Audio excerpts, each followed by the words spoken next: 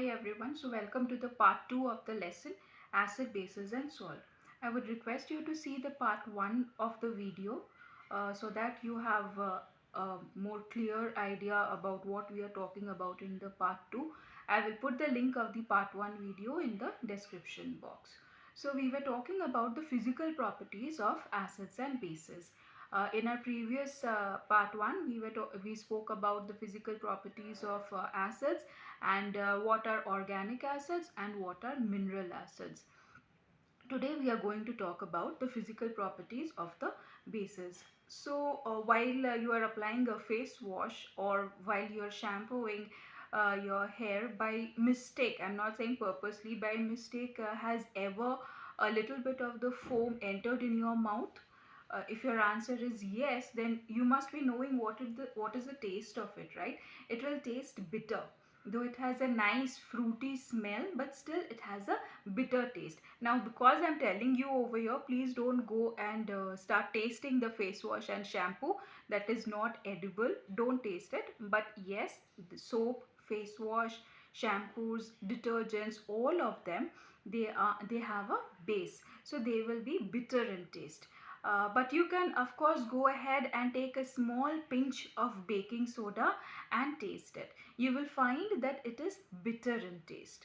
So acids, they have a sour taste, while bases, they are bitter in taste.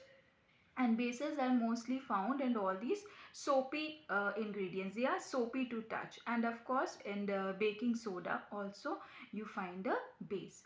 Now this is about the physical characteristic of acids and bases. The what about the chemical characteristics? Now if I take an acid, for be it a organic acid, be it a mineral acid, any acids, they break down in water to release H plus ion or hydrogen ion. That is the characteristic of the acid. And bases, they break down in water, they ionize in water to give OH minus ion. Okay.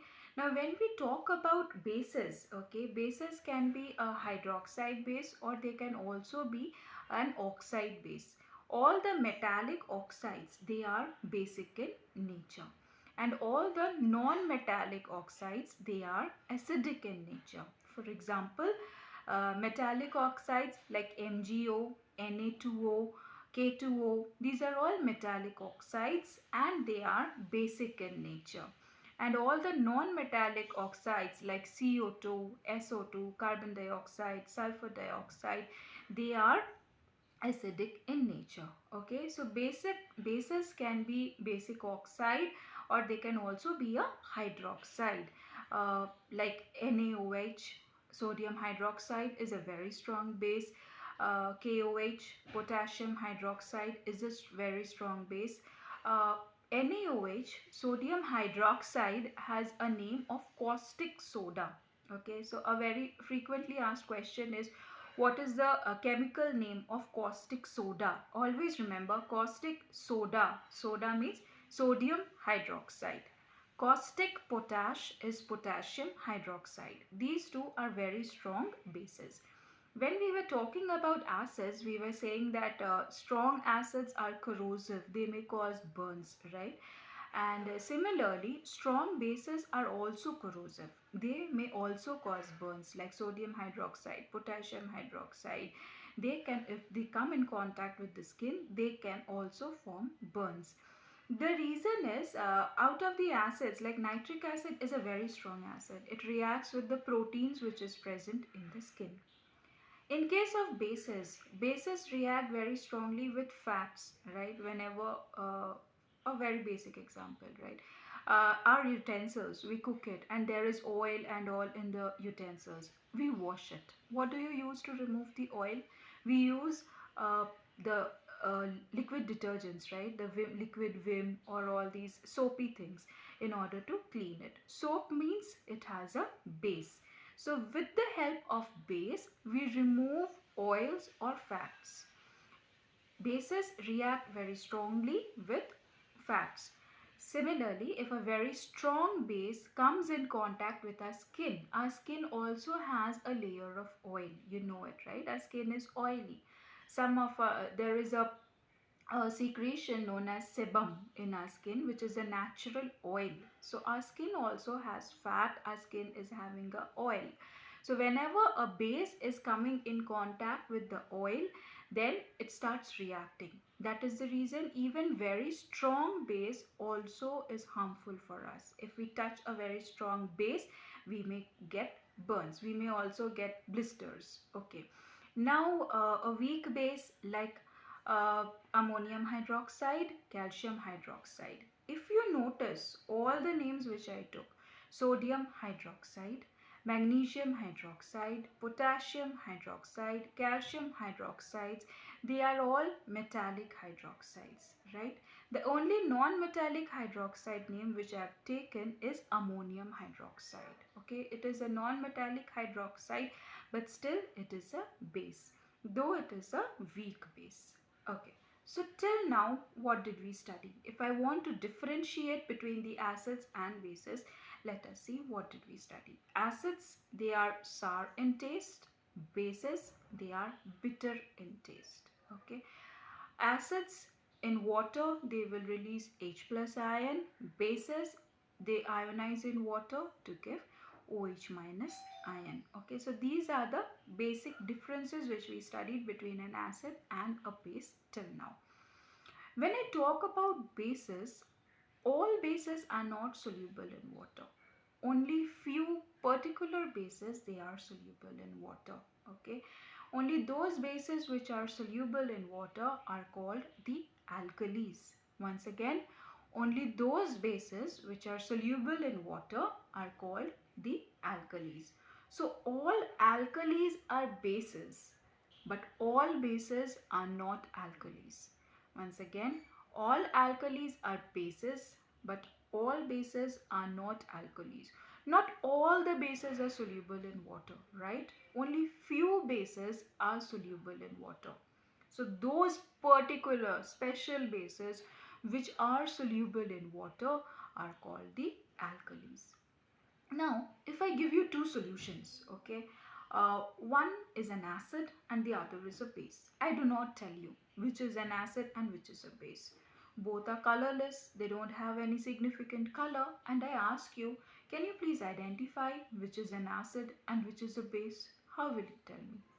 You cannot taste it, right? All the acids and all the bases are not safe to be tasted. We cannot just simply taste and cause burns, that oh, this is sour and this is bitter, so this is an acid and this is a base. We cannot do that, because we know that acids and bases, the strong ones, are harmful to us.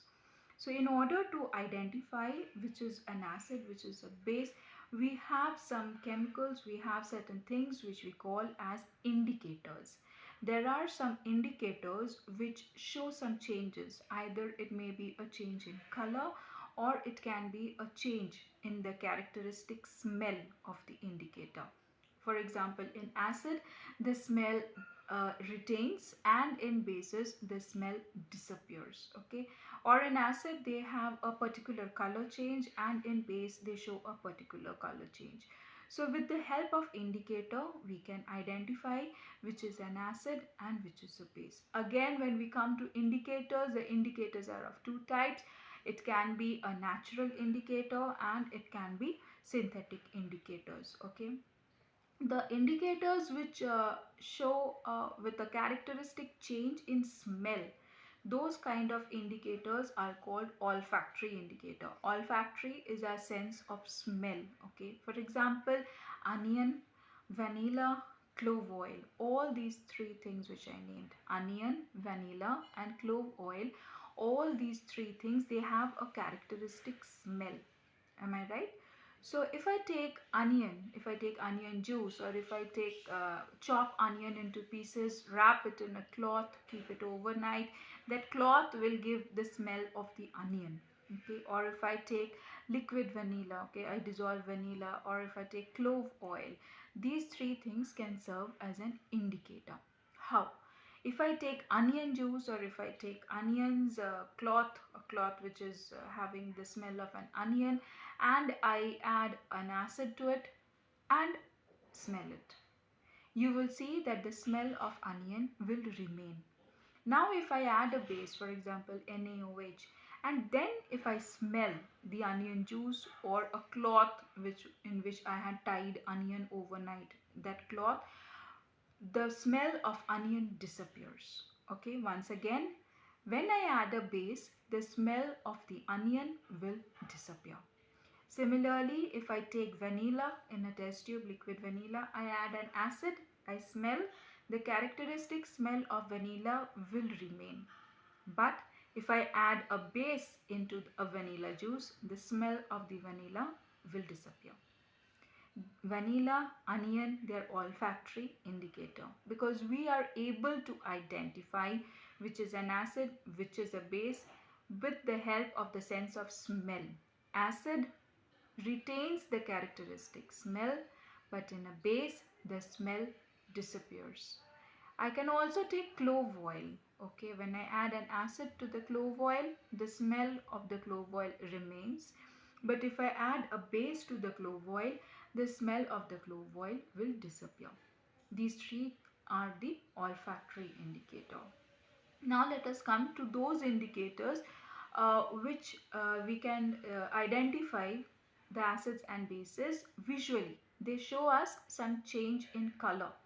Out of this, the most famous one, most commonly used in lab, and you must have heard it, you must have seen it in your chemistry lab, is litmus. Okay. Now, litmus is a natural indicator. Okay. Litmus is extracted from algae, which belongs to the thylophyta group, which we call as lichen. Okay. And we extract litmus from this algae. It is a solution. Litmus is found in the form of a solution, and it can also be found in the form of paper. We have red litmus solution, red litmus paper, and we have blue litmus solution or blue litmus paper. Okay. Now if I take a base, okay, and if I add a drop of base to the litmus solution, blue litmus solution first, or if I add a drop of base to blue litmus paper, it will remain blue. If I add a base to blue litmus paper or blue litmus solution, it retains the color blue. If I add a drop of base to red litmus paper or red litmus solution, the color will change to blue. Okay, so bases change red litmus solution to blue in color. B for base, B for blue. Bases always change litmus paper, litmus solution to blue in color. Red litmus paper will turn to blue. Okay, but a blue litmus paper will remain blue if I add a base. Okay, so B for base, B for blue. Bases always make the litmus paper or the litmus solution blue in color. Now acid. Remember the word acid, we connect it with danger. Okay, though all acids are not dangerous, but still the time we remember, we hear the word acid, we feel that it is dangerous, and the color which we associate with danger is red. So remember, B for base, B for blue, and red for acid. So acid will turn litmus to red in color. If I take a red litmus solution or a red litmus paper and I add a drop of acid to it, it will remain red. If I take a blue litmus paper or a blue litmus solution and I add an acid, then it will change to red in color. The acid always changes the litmus to red, and base always changes the litmus to blue. So litmus is the most famous indicator which is used in the lab, and it is a natural indicator. Other natural indicators which we can use are hibiscus flower juice, purple cabbage juice, okay, even rose flower juice uh, we can use as a natural indicator. Even turmeric is a very natural indicator. Now first we talk about the purple cabbage juice. Purple cabbage juice gives a purple color. Okay. Now if we add an acid, remember acid is red, acid is danger, acid is red. So acid turns purple cabbage juice to red in color. Okay. And bases, they will turn the purple cabbage juice to green in color, green to yellow, depending upon the strength of the base. Same for hibiscus flower, acids will turn it red and bases will turn it green in color. Turmeric, another natural indicator. Okay, to remember turmeric, if there is a stain of curry on your dress and you wash it with soap, that yellow color will change to red color. You must have observed. If you haven't, then you should. Okay, you take turmeric, you add little bit turmeric to water and add little bit of detergent powder to it. You will see that the color changes to red. So turmeric changes to red in color in basic solution. If I add a base, the turmeric will change to red in color, from yellow to red.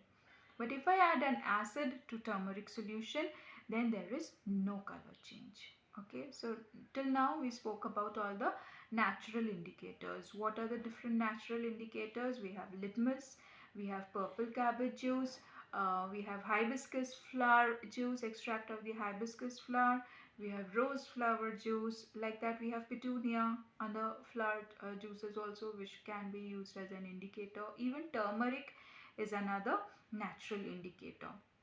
He also spoke about olfactory indicator, which was onion juice, vanilla and clove oil. Now we come to synthetic indicators, which are manufactured synthetically.